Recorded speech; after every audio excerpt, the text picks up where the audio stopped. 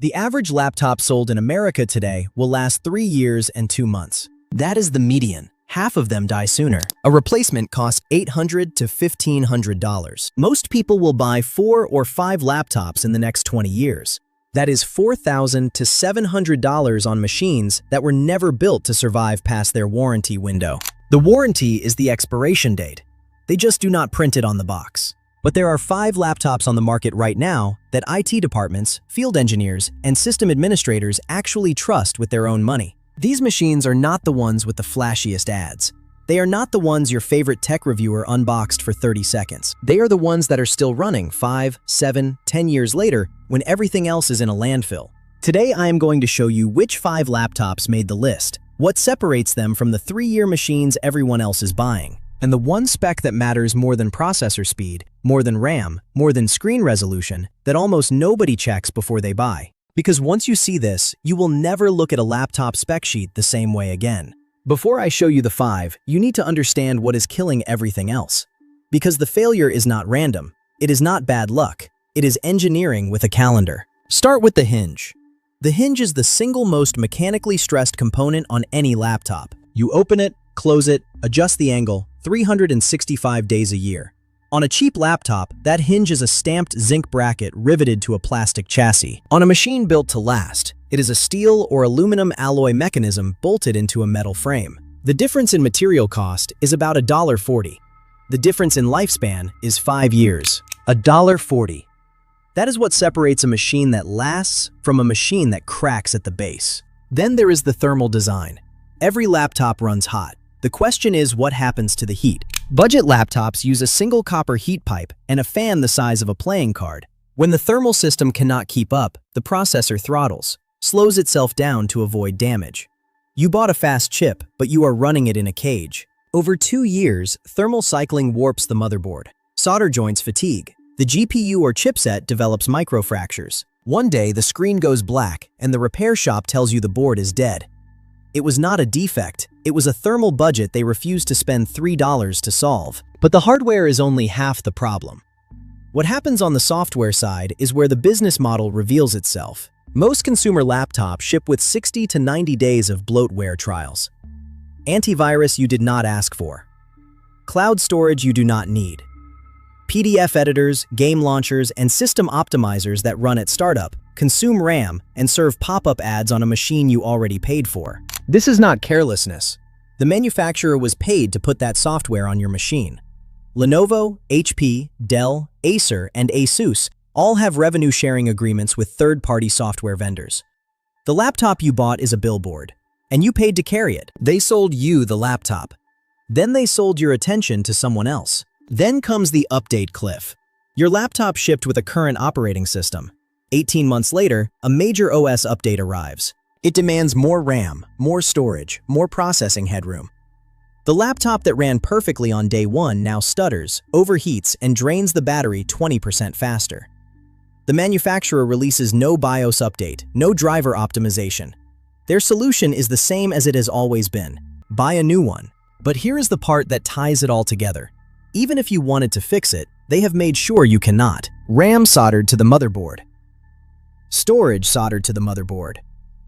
Battery glued in with industrial adhesive. Proprietary screws on the bottom panel that require a tool you do not own and cannot buy at any hardware store. And if you do manage to open it, a tamper sticker that voids the warranty the moment it tears. iFixit scores the average consumer laptop between 2 and 4 out of 10 for repairability. That means if your 3-year-old laptop needs a $40 battery replacement, the manufacturer wants you to pay $200 for the repair or $700 for a new machine. The $40 battery exists. You just cannot get to it.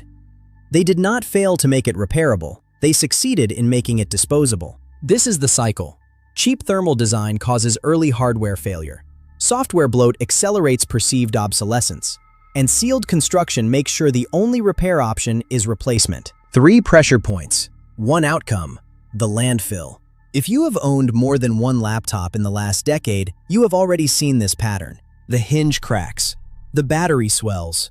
The machine slows down just enough to become frustrating. And then one day, it does not turn on. So here are the 5 that break the cycle. I am starting with Framework because they represent the opposite of everything I just described. This is a laptop designed by people who believe you should be able to open it, upgrade it, and fix it yourself. And that philosophy is built into the hardware, not just the marketing. The RAM is socketed. The storage is a standard M.2 drive you can swap in 60 seconds. The battery is held in by screws, not glue. The ports are modular. You choose which ports you want and snap them into expansion card slots on the sides. USB-C today, HDMI tomorrow, an SD card slot next week. You are not locked into the configuration you bought. You are locked into none of them. The main board is upgradable. When a new processor generation arrives, Framework sells you the board. You swap it in. Same chassis, same screen, same keyboard, new guts. The laptop evolves. Nothing goes to the landfill. iFixit gave the Framework laptop a 10 out of 10 repairability score. That is not a soft 10. That is a perfect score from the harshest grading system in the industry. The screws are standard. The components are labeled. The repair guides are free on their website. The trade-off is that Framework is a smaller company. You will not find them on the shelf at Best Buy. Build quality is good, but not ThinkPad level tank. And the display, while solid, is not the best panel in this price range. You are buying a philosophy as much as a machine. But it is a philosophy that means this laptop will still be running in 2032 with parts you can actually buy. Starting price is around $1,050 for the Framework 13, around $1,400 for the 16. In a market full of disposable machines, this is the one that refuses to die because you are the one who decides when it is done. I know, half of you just rolled your eyes, but ignore the logo for 60 seconds and look at the engineering. Apple Silicon changed the equation. The M-series chips run cool enough that the MacBook Air does not even have a fan. No fan means no fan failure, no thermal throttling under normal workloads, and no dust buildup slowly choking the system over 5 years. Battery longevity on Apple Silicon machines is genuinely different. The efficiency of the chip means fewer charge cycles to get through a day. Fewer charge cycles means the battery degrades slower. 4 years in, most M-series MacBook Air owners report battery health above 85%. The aluminum unibody is a single machined shell. There is no flex, no creak, no seam to separate. The hinge is a custom friction mechanism rated for tens of thousands of open-close cycles. Software support is the other factor. Apple supports macOS on its machines for 7 to 8 years on average. An M3 MacBook Air bought today will likely receive software updates through 2031 or 2032. That is a meaningful difference from Windows machines that lose driver support in 3. The compromise is repairability. Apple solders the RAM and storage. You cannot upgrade after purchase. The battery is glued in and requires a specialist to replace. iFixit gives recent MacBooks a low repairability score. If a major component fails out of warranty, you are looking at an expensive repair. This is a machine that lasts a long time, but only if nothing catastrophic goes wrong. Choose your configuration carefully on day one. Starting price is around $1,100. For most people who need a reliable machine for writing, browsing, creative work, and do not plan to crack the case open, this is the laptop that quietly outlasts almost everything else on the market. If Framework is the idealist, and the MacBook is the hermetically sealed tank, the ThinkPad T14 is the workhorse. This is the machine that IT departments order by the thousands because they have the failure data. They know what breaks and how often. ThinkPads are MIL STD 810H tested. That means they have been subjected to military-grade durability standards. Temperature extremes, vibration, humidity, drops. This is not marketing language. MIL STD 810H is a specific U.S. Department of Defense testing protocol with defined parameters. Not every ThinkPad passes every test, and manufacturers self-certify. But the engineering that goes into meeting those standards shows up in the hinge quality, the chassis rigidity, and the keyboard deck that does not flex under pressure. The keyboard is the best in the industry. That is not opinion. It is the consensus of every long-form reviewer, every IT procurement manager, and every writer who has used one. 1.5 millimeters of key travel with a tactile snap that membrane boards cannot replicate. If you type for a living, this keyboard alone justifies the machine. On repairability, the T14 splits the difference. RAM is partially soldered on some configurations, but the storage is a standard M.2 slot. The battery is accessible. The bottom panel comes off with standard Phillips screws.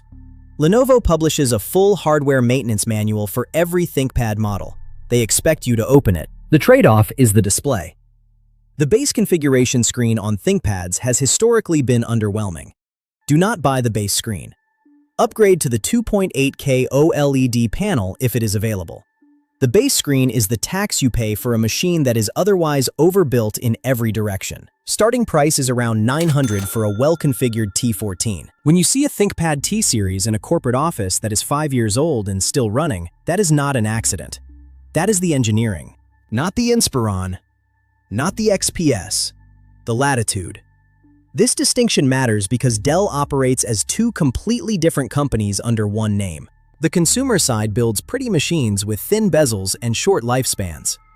The enterprise side builds machines for companies that calculate total cost of ownership over 5 years and fire the procurement manager who picks the wrong one. Latitude machines are designed for fleet deployment. That means standardized parts, a global repair network, and multi-year driver and BIOS support that consumer lines never see. A Latitude 5540 purchased today will still receive security patches and driver updates in 2029. Dell makes that commitment because their enterprise contracts require it. Build quality is business grade. Not flashy, not thin, but rigid, consistent, and built around thermals that actually dissipate heat instead of trapping it inside a chassis designed to look good on a store shelf. The fans have room to breathe. The heat pipes are routed with clearance.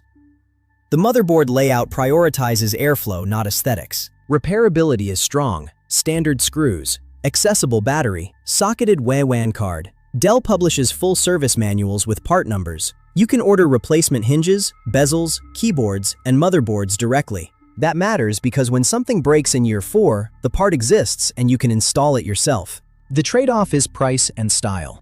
A well-configured Latitude 5540 runs around $1,100 to $1,200. It looks like a corporate machine because it is a corporate machine. Nobody will compliment you on it at a coffee shop, but it will be running at that coffee shop 5 years from now when the pretty machine next to it is in a drawer. Nobody brags about a Latitude. That is how you know it is good. The X1 Carbon has been the best all-around laptop in the world for the better part of a decade. I know that is a bold claim. I am making it anyway. This is a 14-inch machine that weighs 2.4 pounds and meets MIL STD 810H durability testing. That combination should not exist. Sub-3-pound machines are usually fragile. Durable machines are usually heavy. The X1 Carbon does both, because the chassis is a carbon fiber and magnesium composite that is both lighter and stiffer than the aluminum most competitors use. The keyboard is a ThinkPad keyboard. I already told you what that means. The display options include a 2.8K OLED with near-perfect color accuracy.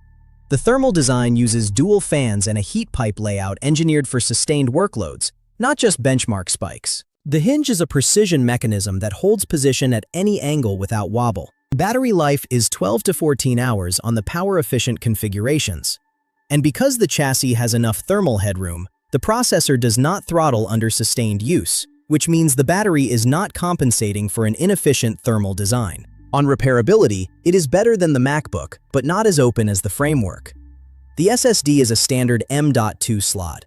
The battery is accessible with screws. RAM is soldered, which is the one compromise.